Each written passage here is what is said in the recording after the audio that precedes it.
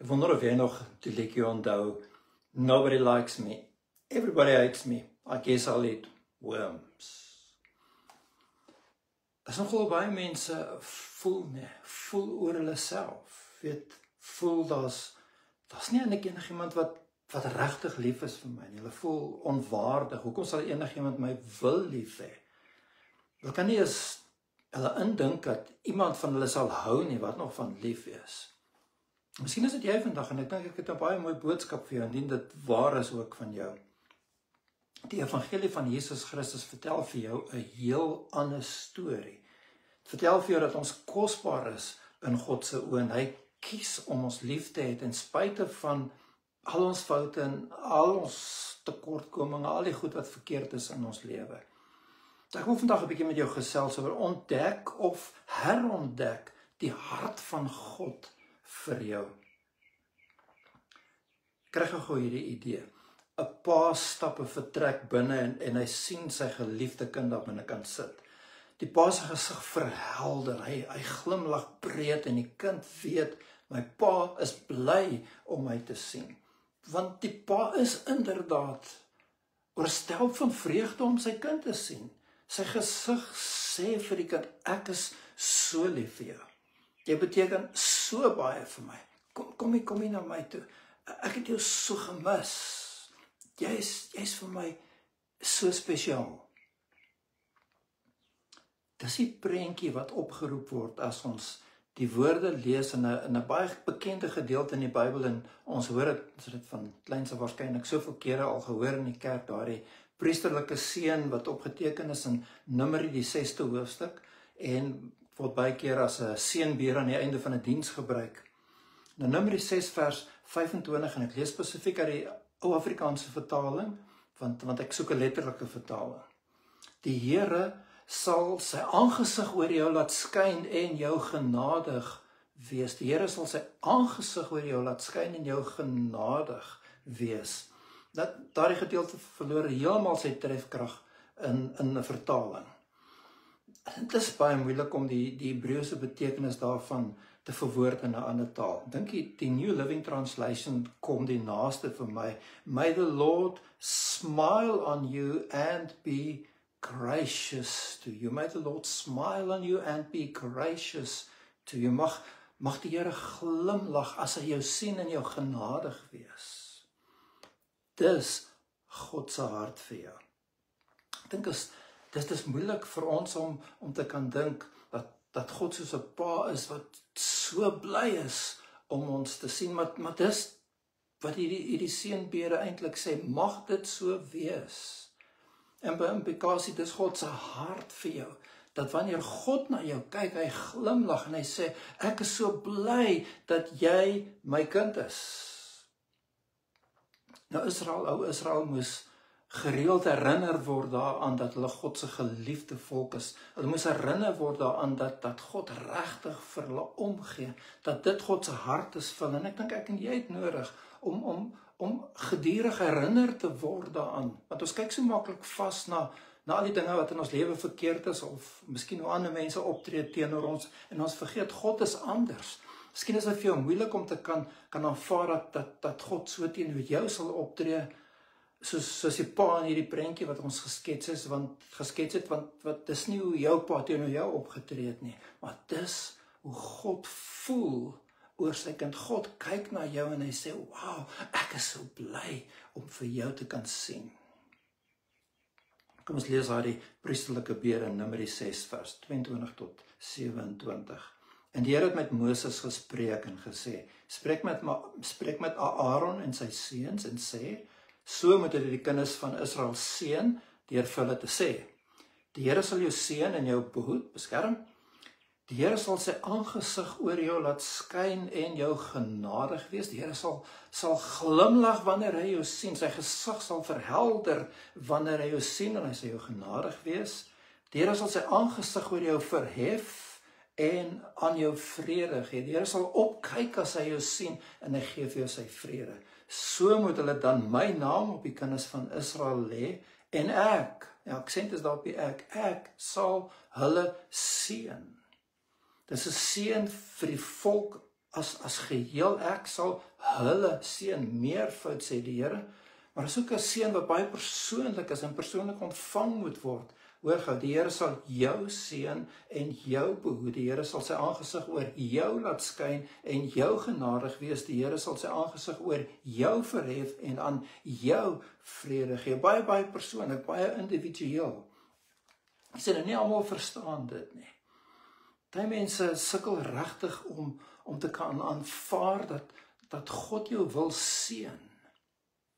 Dink aan Jakob van ouds in die Bybel, wat ek dink 'n baie goeie voorbeeld is van iemand wat gesukkel het om dit regtig te verstaan. Jakob is geseënd nog voor sy geboorte. Hy is een van 'n tweeling. En terwyl sy ma Rebekka swanger is, stoei hierdie twee boeties met mekaar. Dis nog voor hulle gebore is, beklei hulle met mekaar. Nou hulle het nie sonaars gehad in daardie tyd nie. Ek weet nie of hulle geweet het as iemand swanger is en of dit 'n tweeling gaan wees, of hulle het nou maar net gedink het gaan 'n tweeling wees, maar Rebekka verstaan nie wat aangaan nie, en dan gaan sy na die Here en sê, wat's besig, wat gaan aan hierso? En God se antwoord aan haar kom neer op, jy's swanger met 'n tweeling, maar die jongste, dit is nou Jakob, die jongste sal meer geseënd wees as die oudste. Jy kan nou in Genesis 25 vers 23 gaan lees. Die jongste sal meer geseënd wees as die oudste een. Maar Jakob veg sy hele lewe lank om geseënd te wees, om suksesvol te wees, om vervul te voel. Onthou jy, hy steel die eersgeboorte reg, hy steel die seun van sy ouer broer Esau. En dis in Genesis 27. Dan lees ons hoe hy sy skoonpa Laban mislei. Nou Laban self was maar 'n bedrieger geweest, maar dit maak dit nie regverdig dat Jakob hom telkens uitoorlê nie. Hy mislei sy skoonpa en hy verryk homself in daardie hele proses. Hy steel om voorspoedig te wees, hy steel om geseënd te wees. Sien, hy's gewoond om daaraan te werk om sy sin te kry en hy sal sorg dat hy sy sin kry. God het hom 'n groter seën beloof nog voor geboorte, maar Jakob wil nie daardie seën nie op God se terme nie. Hy steel, hy bedrieg, hy werk hard. Tot op die dag wat hy God self ontmoet, nou lees ons hy worstel selfs met die Here, en dis nou in Genesis 32 vers 26, waar hy stoei met die Here en sê, ek sal u nie laat gaan totdat u my seën nie. Dis Jakob, hy kan nie net die seën ontvang nie, nee, ek sal aanhou, ek sal stoei tot ek dit kry. Hy was nog altyd die geseënde, maar hy jaag daarna op verskillende maniere, en dis wat ons baie keer in ons lewe ook doen. Ons probeer suksesvol wees, ons probeer die goedheid en die guns van die Here kry, maar op ander maniere as wat God dit vir ons beskik het.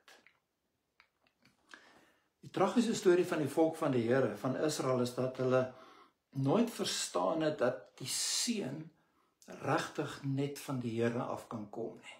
Jy moet by die Here gaan ontvang. Nou Jeremia kom daar in Jeremia 2 vers 13 en hy sê, en dis nou die woorde van die Here in sy klag teen sy volk. Want my volk het twee verkeerde dinge gedoen. Twee verkeerde dinge. My, die fontein van lewende water, het hulle verlaat om vir hulle reënbakke uit te kap, gebarste reënbakke wat geen water hou nie. Jy kry die beeld hierso, net die Here sê, ek is soos 'n fontein wat vars water gee. Die water hou nooit op, is altyd vars, is altyd skoon. Wat doen my volk? Hulle gaan kap vir hulle gate in die rotse, dan maak hulle reënwater bymekaar en daai reënwater droog baie keer op, daai reënwater raak vuil, dis besmet, dis modderig, maar dis waarmee hulle tevrede is. In plaas daarvan dat hulle na my kom en hulle kan die lewende water kry, weet jy, en dis die storie van die mensdom sonder God. Ek sal self regkom. Ek gaan soek om die dinge te kry wat ek voel regtig nodig is in my lewe. Ek gaan soek eintlik die seën van die Here op ander plekke. En dan is jy teleurgesteld. Jy het so hard gewerk, maar jy kry nie daardie tevredenheid, daardie vervulling wat aardse dinge, wat mooi verhoudings, of wat ook al dit is wat sin in jou lewe gee, veronderstel is om in jou lewe te gee. Jy kan hoe suksesvol wees in jou werk, jy kan hoeveel ideale bereik het. Jy kan die mooiste verhoudings hê met mense, maar jy gaan nooit daardie vervulling kry wat God en God alleen vir jou kan gee nie.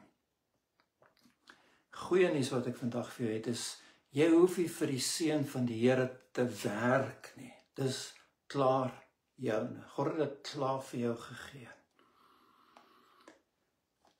Nou ja, dan aan die kinderstorie, Thomas die stoomlokomotief, weet Thomas the Tank Engine. Hy werk so hard om alles gedoen te kry wat hy moes doen, en dan hoor hy aan die einde van sy skof dat die kontroleer vir hom sê, jy is regtig 'n nuttige engine. Jy is regtig 'n nuttige engine, soort van good boy. Hy het die woord verdien en dit maak hom gelukkig. Ek sê vir jy hoef nie die good boy, die good girl te wees om by die Here te hoor, jy het mooi gedoen. Dis nie waaroor dit gaan nie. Dit gaan oor dat God vir jou sê, ek is lief vir jou ondanks. Jy kan dit net ontvang. Hy sal sy aangesig oor jou laat skyn en jou genadig wees. En genade beteken jy ontvang die seën, die liefde van die Here, nie omdat jy dit verdien nie, maar God kies om goed vir jou te wees. Nie omdat jy goed is nie, maar oor God goed is. Iemand wat dit baie mooi verstaan het, was die een wat hierdie seënbede, hy en sy seuns, oor die volk moes uitspreek. Ons praat van Aaron. Want hy is, ja, as jy lees van Aaron Eksodus 22, is daar die gedeelte waar hulle die goue kalf maak, nee. Eksodus 32 en daar vers 21 tot 24, ek lees gou vir ons, dit is nou na die tyd. Moses is op die berg, sien hy by die Here, dan kom hy af en hy aanskou hierdie chaos wat aangaan, waar die volk besig is om fees te vier rondom 'n goue kalf wat hulle aanbid, wat Aaron vir hulle gemaak het. En Moses het vir Aaron gesê, wat het hierdie volk jou gedoen, dat jy so groot sonde oor hulle gebring het? Toe antwoordde Aaron, laat die toorn van my Heer nie ontvlam nie. U self ken hierdie volk, dat hulle deur en deur sleg is. Hulle het dan aan my gesê, maak vir ons gode wat voor ons uittrek. Want hierdie Moses, die man wat ons uit Egipte land uitgetrek het, ons weet nie wat van hom geword het nie. Geen sprake van God enigstens in hierdie hele storie nie. Nee, het gaan oor Moses en ons weet nie waar hy is nie, want hy bly nou te lank by die Here op die berg. Daarop het ek hulle geantwoord, dis nou Aaron wat praat. Wie goud het, laat hulle dit afruk. En hulle het aan my gegee, ek het in die vuur gegooi, en hierdie kalf het uitgekom. Nou, as dit nie so pateties was, sou dit seker lagwekkend gewees het. Bring die goud, hy gooi dit in die vuur, en so waar, dan spring hierdie kalf uit die vuur uit. En ons weet dis nie wat gebeur. Nou, Aaron het dit gemaak. Aaron het geleer wat genade beteken, want ten spyte van die feit dat hy so verkeerd opgetree het, ten spyte van die feit dat hy die oordeel van die Here oor die volk gebring het, dat hy ontrou was aan sy ampt as hoëpriester, ten spyte van al daardie dinge, het God hom steeds as hoëpriester laat voortgaan. Elke keer wat Aaron hierdie woorde sou uitspreek, die Here sal sy aangesig oor jou laat skyn, die Here sal vriendelik wees met jou, die Here sal glimlag as hy jou sien, die Here sal bly wees om jou te sien, en hy sal jou genadig wees, het Aaron geweet, ek het 'n storie om te vertel. Ek het 'n storie om te vertel van God se genade. Ek weet jy, dit gaan nie oor of jy goed genoeg is nie, dit gaan nie oor of jy dit verdien het dat die Here lief is vir jou nie.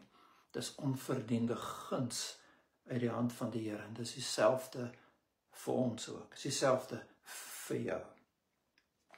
Want jy het 'n verlosser wat genade verdien het, toe aan die kruis gaan sterf het.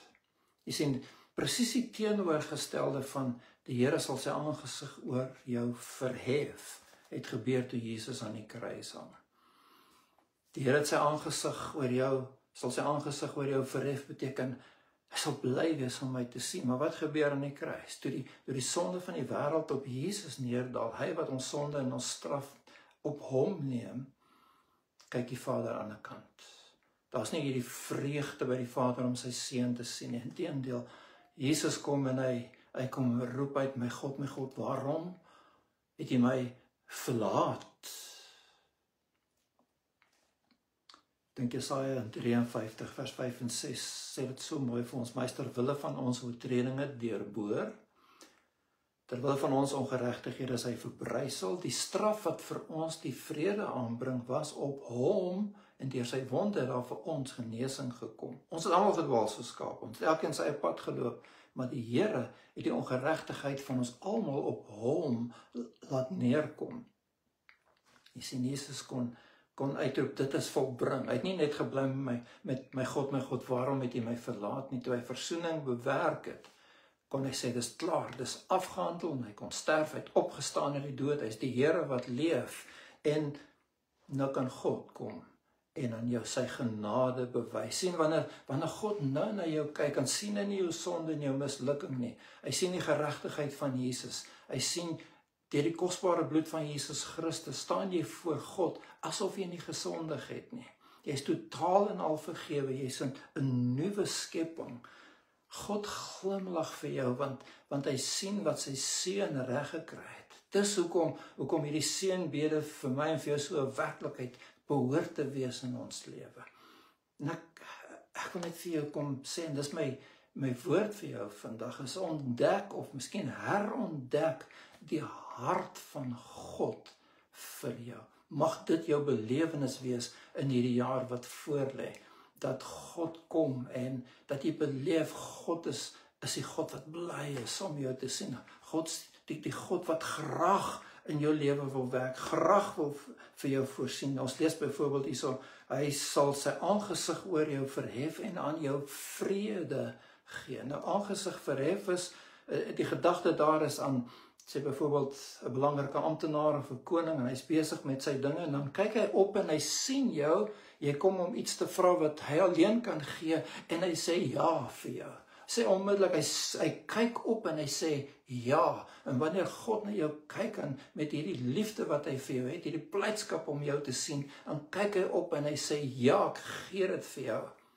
En dan lees ons, hy sal vir ons vrede gee, en shalom in Hebreëus beteken hierdie omvattende, dit gaan goed met jou, die Here seën jou in jou liggaam, siel en gees, die Here voorsien vir jou in jou behoeftes, die Here gee dat selfs jou vyande in vrede met jou leef, God maak jou suksesvol, miskien saamgevat die beste in die woorde, net goedheid en guns sal my volg al die dae van my lewe.